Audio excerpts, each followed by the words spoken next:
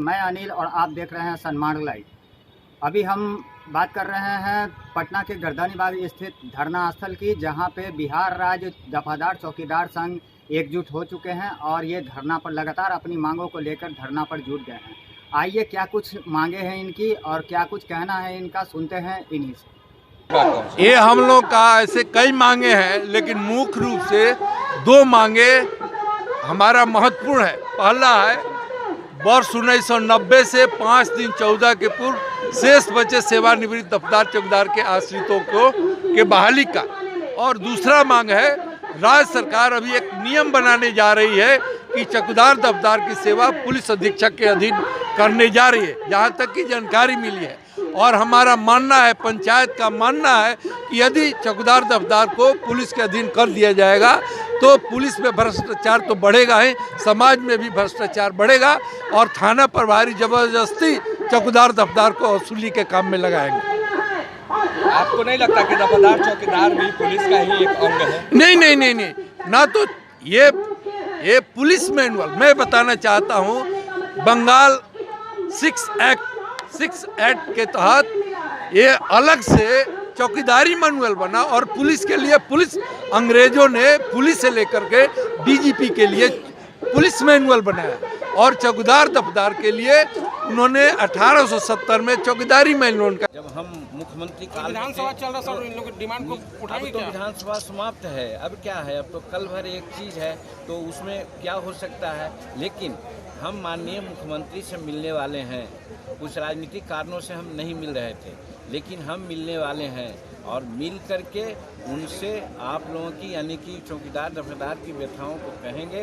राज्यपाल नए आ रहे हैं, उनसे भी मिल करके इन लोगों की व्यथाओं को हम कहेंगे और हर स्तर से जहां तक हमारा अप्रोच है, इन लोगों के काम जो मांग है उसकी पूर्ति करने का हम प्रयास करेंगे। ठीक, मांगों को लेकर सरकार नहीं मान रही है। देखिए, दफादार चौकीदार जो सरकारी सेवाएं हैं उसके सबसे निचले स्तर का मजबूत स्तंभ है।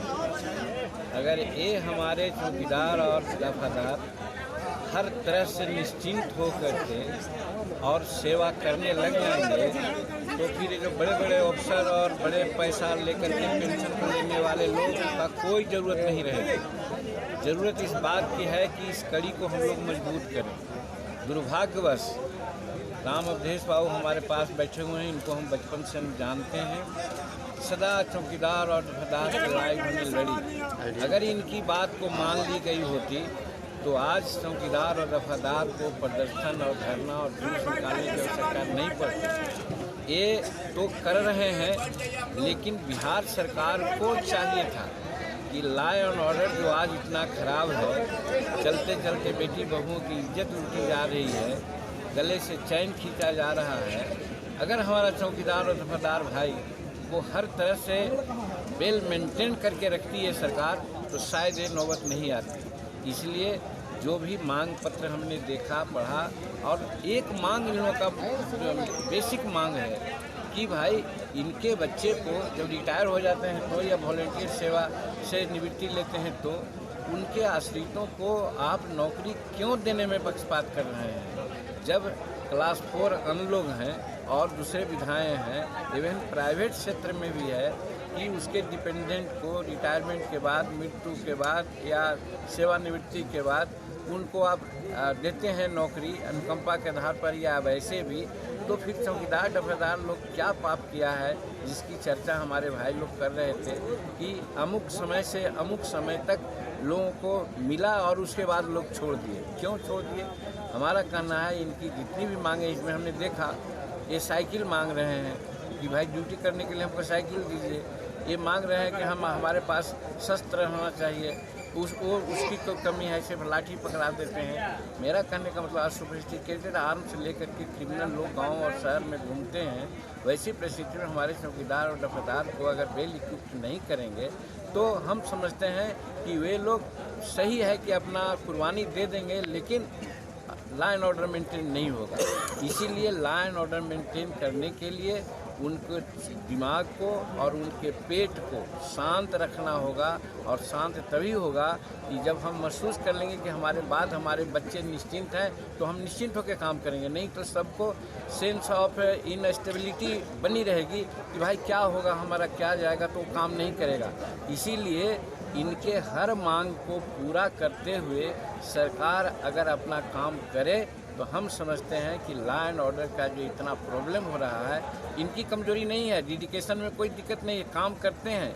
लेकिन हम लोग कहते हैं कि तीर न कमान और क्या का पठान वाली बात, इनको इक्विप्ड नहीं कीजिएगा, वेल मेंटेन नहीं कीजिएगा, तो ये आधा मन से कितना काम कर सकेंगे, कितना काम कर सकेंगे। इन लोग ये भी कह रहे हैं चौकीदार लोग कि थाना अध्यक्षों द्वारा भी हम लोग को प्रताड़ित किया जाता है। निश्चित रूप में हमने भी देखा है कि थाना अध्यक्ष वगैरह जितने भी होते हैं, और वो लोग इन लोगों से बेगारी का काम लेते हैं। बेगारी का काम है, अपनी पत्नियों का कपड़ा भी इनसे खींचवाते हैं, लाचारी है। इसीलिए इन लोगों का एक डिमांड ये है कि चौकीदार दफादार की सेवाएं जो पहले जिला पदाधिकारी के माध्यम रहता था, उसको पुलिस के माध्यम कर देने से और इनकी बेगारी लेने की ज़्यादा संख्या बढ़ जाएगी। इसलिए कभी ऐसा नहीं होना चाहिए। इसलिए इन लोगों की मांग जायज़ है, चाहे प्रमोशन का मामला हो, सुविधा देने का मामला हो, या बच्चों का नौकरी देने का मामला हो, सारा मांग जायज़ है। और हम समझते हैं कि सरकार को सोचना चाहिए। लेकिन वर्तमान हमारी मांगे जायज है। सेवानिवृत्त दफदार चौकीदार के अतिरिक्तों को बहाल करो। सेवानिवृत्त दफदार चौकीदार के अतिरिक्तों को बहाल। अगर हमारा चैनल आपको पसंद आए तो इसे सब्सक्राइब करें और बेल आइकन दबाना ना भूलें।